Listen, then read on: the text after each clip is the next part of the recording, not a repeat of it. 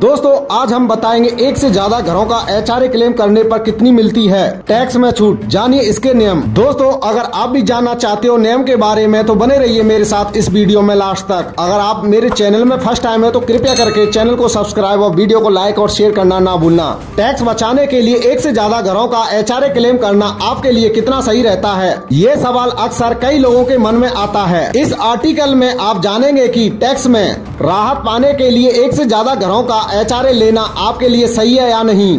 सचिन मुंबई में किराए के मकान में रहते हैं। उनके माता पिता अहमदाबाद में किराए के दूसरे मकान में रहते हैं। वह दोनों घरों का किराया चुका रहे हैं। उनके पास दोनों घरों का रेंट एग्रीमेंट और किराए की रसीद है। ऐसे में उनका सवाल है कि क्या एक से ज्यादा प्रॉपर्टी के किराए पर मकान किराया भत्ता यानी एचआरए का दावा किया जा सकता है। हो सकता है आपका भी सवाल सचिन से मिलता जुलता हो। अगर हाँ तो यह खबर आपके काम की है। आयकर अधिनियम की धारा 10 ब्रैकेट में 13A के तहत एचआरए की छूट मिलती है। इसके अलावा आयकर अधिनियम का नियम 2A एचआरए छूट का दावा करने के लिए संतुष्ट होने वाली शर्तों को तय करता है। नियम 2A में दी गई शर्तों में से एक यह है कि टैक्सपेयर्स द्वारा कब्जे वाले रेजिडेंशियल हाउस के बारे में किराए के भुगतान पर वास्तव में किए गए व्यय को पूरा करने के लिए कर्मचारी को उसके एम्पायर की तरफ से भत्ता विशेष रूप से दिया जाना चाहिए।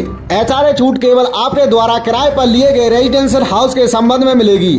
ऐसे में आप केवल अपने घर के भुगतान किए गए किराए के आधार पर ही एचआरए का दावा कर पाएंगे। आप अपने माता पिता के घर के लिए भी यदि किराया देते हैं तो उस पर आप एचआरए का दावा नहीं कर पाएंगे। आप एचआरए की जिस राशि का दावा कर सकते हैं उसकी भी एक लिमिट है। इसके तहत आप अपनी बेसिक सैलरी का अधिकतम 50% तक क्लेम कर सकते हैं। उदाहरण के लिए यदि आपकी बेसिक पे 50,000 रूपए महीने है और आपको 20,000 रूपए महीने का एचआरए मिलता है, लेकिन आप किराए के रूप में हर महीने 30,000 रूपए का भुगतान करते हैं, तो आपकी एचआरए छूट 20,000 रूपए महीने और सालाना प्रत्येक वित्तीय वर्ष के लिए 2 से 4 लाख रूपए होगी।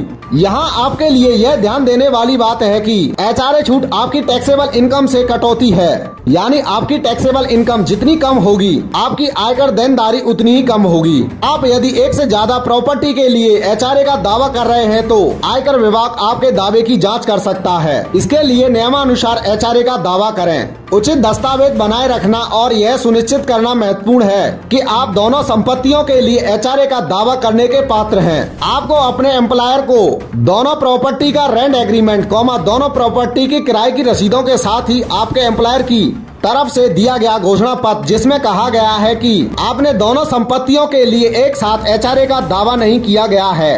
दोस्तों इनकम टैक्स डिपार्टमेंट की तरफ से एचआरए पर आई यह महत्वपूर्ण जानकारी आपकी समझ में आई या नहीं, हमें कमेंट बॉक्स में कमेंट करके जरूर बताना।